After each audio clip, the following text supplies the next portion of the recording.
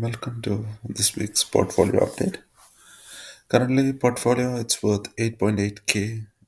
If you see the overall, the dividends earned is 831, and the market gain is negative 520. So on top of that, it's 7.48 after calculating both dividends after considering both dividends and market gain. We go to last week. It started with 8.8 and it ended in 8.8 itself, like around 43 net loss. So dividends earned us 27, market gain is 58. So overall it's on the negative 0.36. So if you say liability,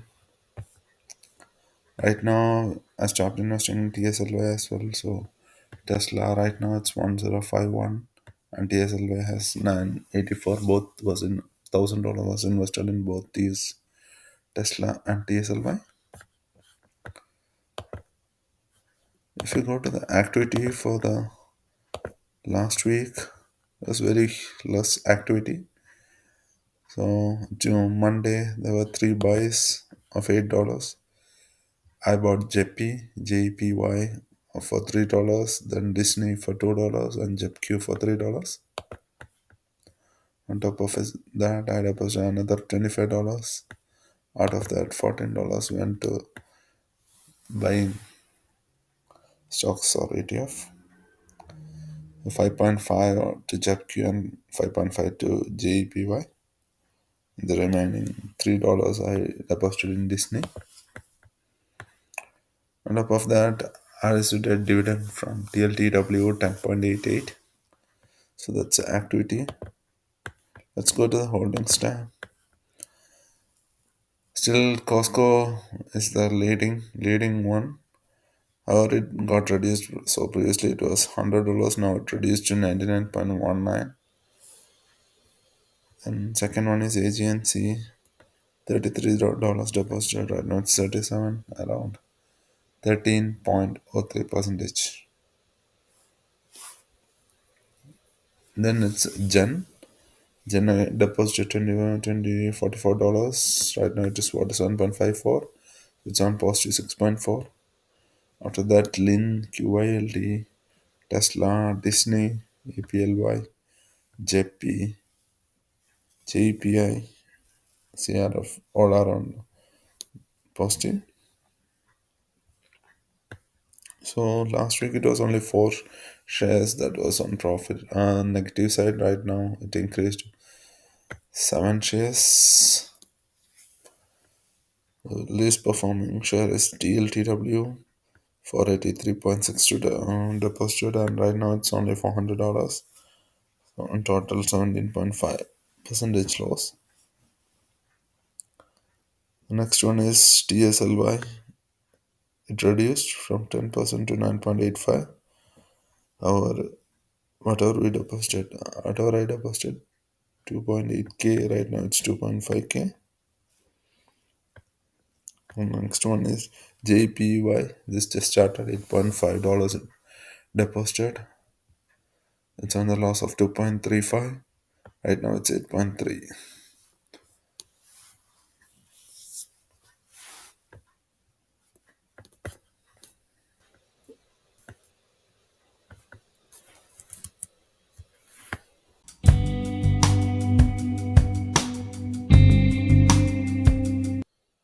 On to the dividend. This week, JP declared the dividend. So the ex-dividend is 12.28 and paid date on 1/3/2024. So if you see, JP increased the dividend from 0.39 to 0.42781, around 10 percentage increase.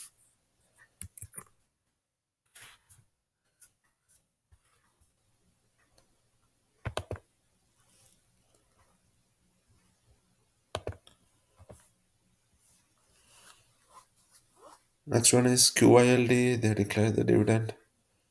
If you see the dividend, their ex-dividend date is again 12/28/2023. However, they now moved the payment to Jan 8. So this is actually the December payment, but they're doing it on Jan 8, and it is 0.165900. Next one is JEPQ. JEPQ ex dividend is 12/20/2023 and the pay date is Jan 3rd.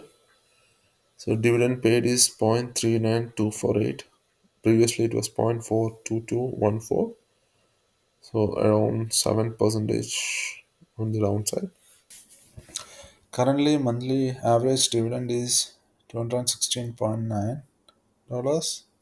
The last month it's 187.97. As per the fire date calculation, right now I can retire on 2183 October 17th. I'd be getting 643K per month and my age would be 198. Current target it's 5308.53. If you see Verizon mobile subscription that is now being officially independent from Verizon Mobile, $35 was the expected and I got around 43.25. Netflix subscription it was already on the green. Xfinity Mobile, Costco, Car Wash, Regal subscription, liability, long term Disney, and home improvement. Right now, I started a new pay home improvement, so I expect $25 per month. Right now, it yields 0.18 cents, $0.18. And if you go to the yield on cost, it's 33.96. Total invested without calculating the trip cost, it's 7663. Right now, the value is 8063. So last week, I said I lost 76 days. That's fine. Like right now, this week and next week, there won't be much contribution. Only the dividends drip only will happen. So that's it for the week. Happy New Year to everyone. Thank you.